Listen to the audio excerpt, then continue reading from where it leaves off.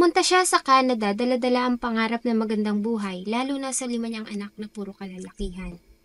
Subalit ang pangarap na iyon ng 41 years old na si Arcely Luwagan ay gumuhong lahat nang matagpuan ang wala ng buhay nitong katawan.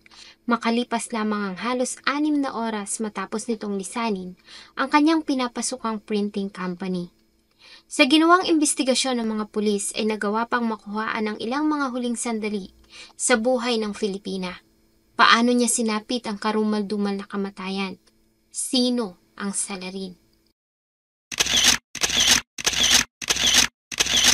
Bago ko po ipagpatuloy ang ating kwento, sa mga bago po sa channel ko at nais sa mga ganitong klase ng kwento ng krimen na nangyayari sa loob at labas ng ating bansa ay maaari pong pakipindot ang ating subscribe button at notification bell para ma-notify kayo pag may mga bago tayong upload na videos.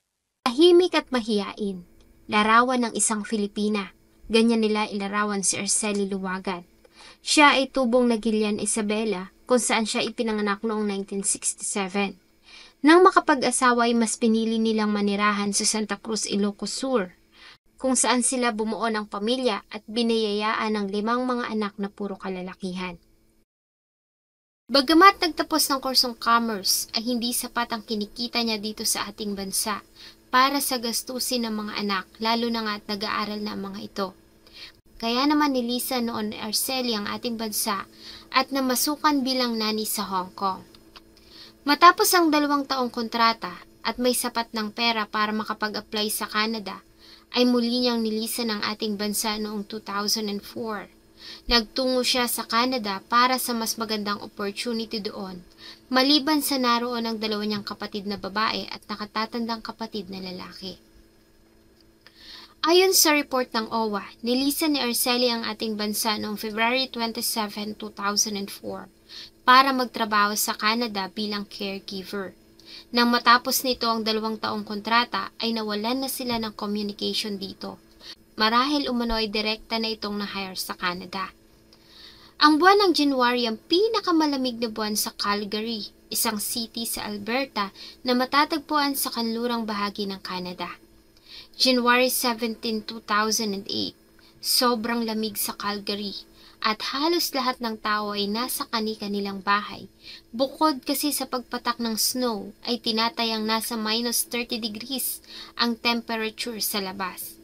Ganun pa man ay abala pa rin ang ilan sa mga business establishment sa syudad. Bago sumapit ang alas 11 ng gabi ay nakatanggap ang 911 operators ng tawag. Humihingi ito ng tulong para sa isang kaibigan na nangangailangan ng tulong. Ngunit sa kasamaang palad ay bigo ito na ibigay sa kanilang exact location kung nasaan ang kaibigan. Maliban sa nasa isang park umano ito sa gitna ng lungsod ng Calgary. Help please, okay. This person is in downtown right now and then she's crying and then I think somebody is assaulting her right now. Someone is assaulting her. So she's rang you, has she? No, he called my friend. She called my friend, and then he called me also, and then we don't know what to do. Okay, all right. So where in Sears in downtown. Okay. Do you know the address of where they are downtown? I'm sorry because I just got nervous, and then he said she said that she's just in Sears in downtown, around downtown. So you don't know where this person is? Yeah, oh, she is my friend. Yeah, do you know her? She's your friend, but you don't know where she is? She's in downtown. Okay, in downtown, but whereabouts in downtown? Around the Sears there. Mm-hmm. Yes, that's the place, she said. And she's rang saying she's being assaulted by... Because she's working around downtown. Mm-hmm. But she said she's been attacked by who?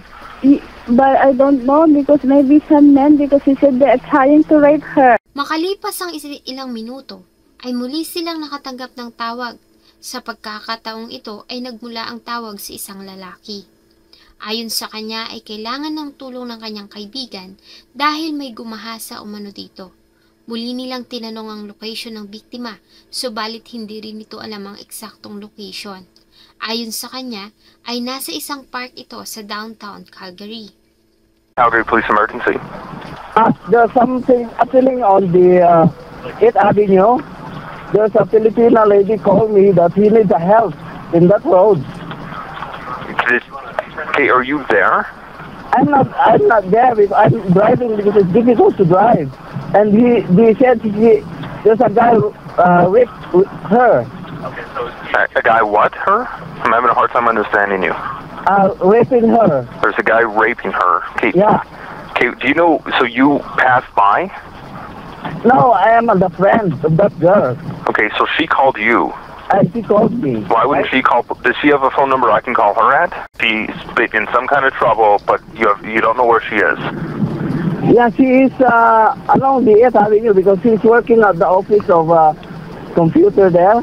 Okay, if she was in trouble, wouldn't she call police though? Maybe she don't know where to call it, but I'm sleeping. Okay. And she did call me, and I don't know what to do now. What's her name? Actually. Bagamat nais nila mapuntahan ang biyak babae, ay hindi nila alam kung saan ito pupuntahan. Kaya naman nagdesisyon ng mga pulis na direktang tawagan ng numero ng sinasabing babae na nangangailangan ng tulong. Subalit hindi ito sumasagot.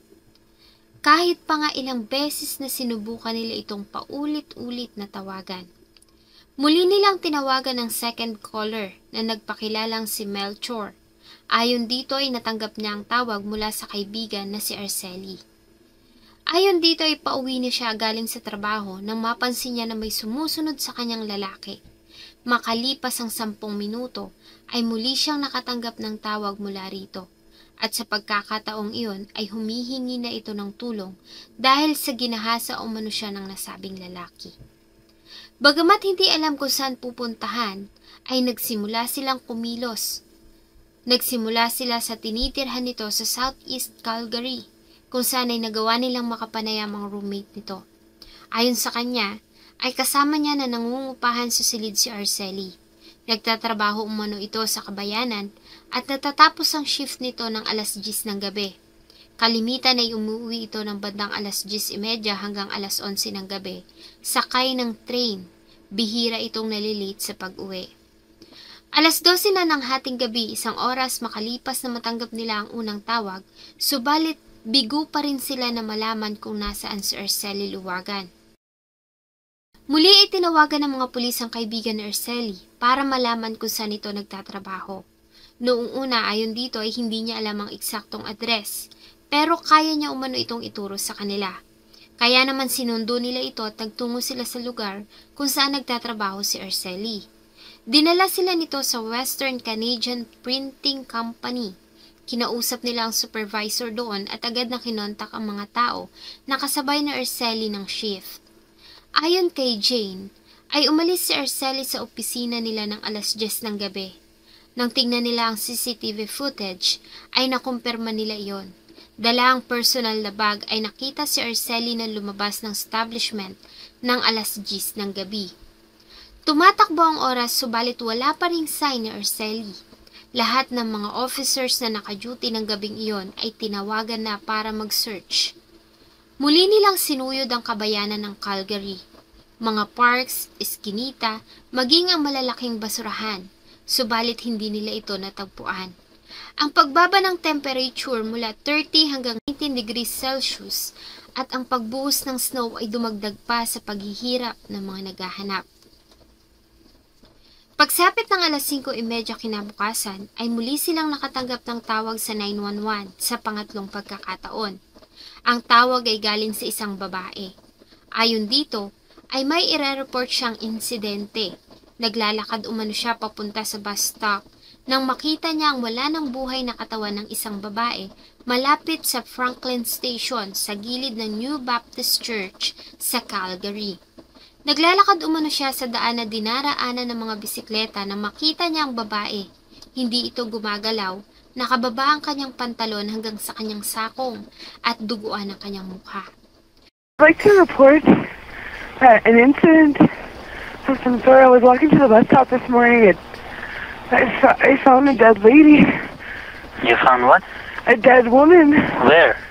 In Calgary, in Franklin Station. Are you there right now? Well, I'm not there with the lady, but I'm at the station. And you can tell us where she is? Yes, I know where she is. And you are sure she's dead? She's not getting up. Agad na tinungo ng mga pulis ang lugar at dinatnan nila doon ang wala ng buhay na katawan ni Arceli. Agad na ipinasa ang kaso sa homicide unit at nagsimula sila sa preliminary investigation. Maliban sa katawan ng biktima ay nakuha sa crime scene ng isang cooler at helmet na hinihinalang pagmamay-ari ng suspect.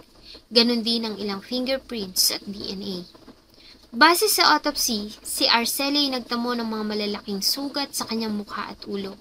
Basag ang kanyang orbital bone o buto sa paligid ng mata. Basag ang kanyang ilong at panga. Bagamat ang lahat ng ebidensya ay nagtuturo na si Arceli ang biktima, ay nahirapan pa rin ng mga investigador na kilalanin iyon. Maging ang tatlo niyang kapatid ay hindi sigurado na si Arceli nga iyon dahil sa lubhang pagkasira ng mukha nito. Inabot ang mga medical examiner ng 6 na araw bago na kumpirma na ang biktima ay ang 41 years old na si Arceli Luwagan. Nagawa nila ito sa pamamagitan ng fingerprint analysis at DNA sample na kinumpara nila sa DNA ng mga kapatid ni Arceli. Nagsimula ang paghahanap sa salirin. Nagsimula ang mga investigador sa natagpuang cooler at helmet sa crime scene. Makalipas ang 1 linggo, pagkatapos ng pangyayari, ay inaresto ang 22 years old na si James Christopher Watcheston sa kasong first-degree murder. Si Watcheston ay taga-Ontario at nagtatrabaho sa Calgary, kung saan ay nakatira ito kasama ang kanyang ama at 2 kapatid na lalaki. Ayon sa court record, ay pinatay ang kanyang ina noong siya ay 14 years old lamang. Nang magbinatay na pasama na ito sa ilang kaguluhan at naaresto sa mga minor offense, kaya naman agad ding nakakalabas. Nang gawin niya ang pagpatay kay Arceli ay kalalabas niya lamang ng kulungan matapos makapagpiyansa sa kasong may kinalaman sa pagnanakaw. Sa ginawang pagdinig ng kaso ay sinalaysay ni Watcheston ang pangyayari. Ayon sa kanya, pagkagaling sa pinapasukang trabaho ay nagpunta siya sa bahay ng katrabaho kung saan sila nag-inuman. Marami na siyang nainom na beer kaya naman naging makulit na siya at nagsimula na silang magtalo ng ilang naroon. Dahilan kung kaya naman ay nagalit ang may-ari ng bahay at pinaalis siya. Sumakay siya ng bus at bumaba sa bus stop sa Calgary Transit. Pinatunayan nito ng kuha ng CCTV footage sa lugar kung saan ay nakuhaan nito si Watcheston habang nakatayo doon at nagmamasid sa paligid na tila ba mahinahanap. Hanggang sa makita niya ang naglalakad na si Arceli galing sa trabaho nito at pauwi na. Sa kuha ng CCTV footage sa Calgary Transit, nakita ang pagdating doon ni Arceli. Umupo ito sandali at naghintay sa transit shelter hanggang sa umalis ang sinakyan nitong train ng bandang 10:22 ng gabi. Kasabay niya ay sumakay din si Watcheston sa nasabing train at bumaba sa Franklin Station kung saan ay muli silang nahagip ng kamera. Nakita ang dalawa na magkasunod na umakyat sa hagdanan ng bandang 10:30 ng gabi. Sa huling footage ng kamera ay nakita ang paglabas ng dalawa ng station ng bandang 10:36 ng gabi. Mula sa train station ay nilalakad ni Arceli ang tinitirhan. 400 meters mula sa train station ay dito na siya inatake ni Watcheston. Ayon kay Watcheston ay tinawag niya ito. Takot na takot umano ito at nakiusap na huwag siyang gagawa ng masama. Subalit hindi niya ito pinakinggan at sinimulan niya itong hubaran at gahasain. Nang matapos ay sinabihan niya umano ito na tumakbo na at umalis. Subalit nagalit siya na makitang may kausap ito sa cellphone. Muli ay nagtugma ito sa natanggap nilang 911 call kung saan ayon sa kaibigan ni Arceli ay tinawagan siya nito ng bandang 11:00 ng gabi. Ayon dito ay may sumusunod sa kanyang lalaki hanggang sa namatay ang tawag. Nang subukan niya itong tawagang ulit ay sumagot ito at sinabing ginahasa siya at kailangan niya ng tulong. Ayon kay Watcheston ay hindi niya intensyon na patayin ang biktima. Ilang beses niya umano itong tinadyakan sa mukha ng suot niyang work boots. May bakal ito sa talampakan kaya naman mabigat iyon. Ayon kay Watcheston ay ginawa niya iyon sa pag-aakala na magkakaroon lamang ito ng brain injury at makakalimutan nito ang mga pangyayari. Matapos ang ginawa ay hindi siya umuwi sa kanilang bahay. Sa halip ay dumiretso siya sa bahay ng isang kaibigan. Nagsinungaling siya dito na nagkaroon sila ng pagtatalo ng kanyang kapatid at nagkasakitan, kaya may mga mantsa ng dugo ang suot niyang damit. Nanatili siya roon ng ilang araw, hindi siya pumasok sa trabaho ng ilang araw, kaya naman ay tinanggal na siya ng kanilang supervisor, hanggang sa maaresto siya ng mga pulis. Naglabas ng search warrant ang korte at ito ay agad na isinakatuparan. Nagsagawa ng search ang mga pulis sa bahay ng kaibigan ni Watchston at mula roon ay natagpuan nila ang ilan pang mahahalagang ebidensya, gaya ng suot nitong boots na siyang ginamit nitong murder weapon. Agad nila itong isinailalim sa forensic analysis at kinumpirma na tumugma ito sa mga marka ng sugat na tinamo ni Araceli sa kanyang mukha at ulo. Maliban sa boots ay nakuha din nila ang kanyang mga kasuotan na may mga mantsa pa ng dugo ni Araceli. Ganon din ang ilang personal na gamit na pagmamay-ari ng biktima. April 2010, si Christopher James Watchston ay napatunayang nagkasala at hinatulan ng habang buhay na pagkakakulong without eligibility for parole sa loob ng 25 years. Maliban dito ay napag-alaman din ng mga investigador na may mga tao sa Baptist Church ng bandang alas 12:30 at alauna ng madaling araw noong January 17, 2008. Habang naglalakad pa uwi, ay napansin umano nila na may gumagalaw sa damuhan sa gilid ng kalsada. Nang puntahan nila iyon ay nakita nila si Araceli. Sinubukan nila itong kausapin subalit hindi na ito nagre-response. Nakita din nila na nakababa ang suot nitong pantalon at duguan ang mukha nito. Sa takot ay hindi sila nagsumbong sa mga pulis o tumawag sa 911.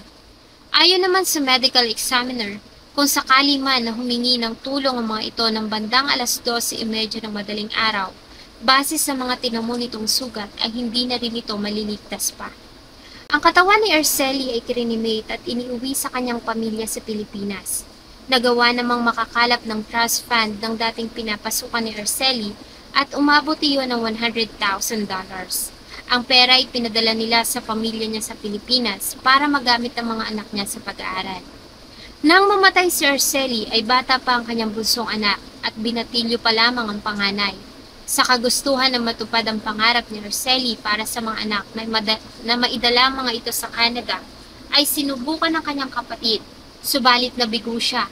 Bata pa kasi ang mga ito ng panahon na iyon, at masakit na alaala lamang umanong sasalubong sa mga ito sa Canada.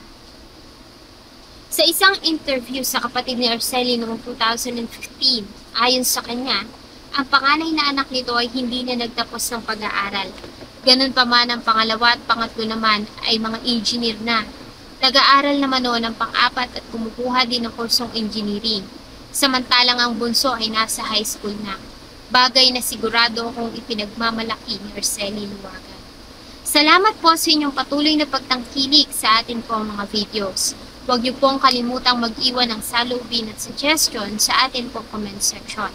Sana po ay samahan niyo po ako muli sa susunod pa nating mga episodes. Thank you so much po and see you in the next video.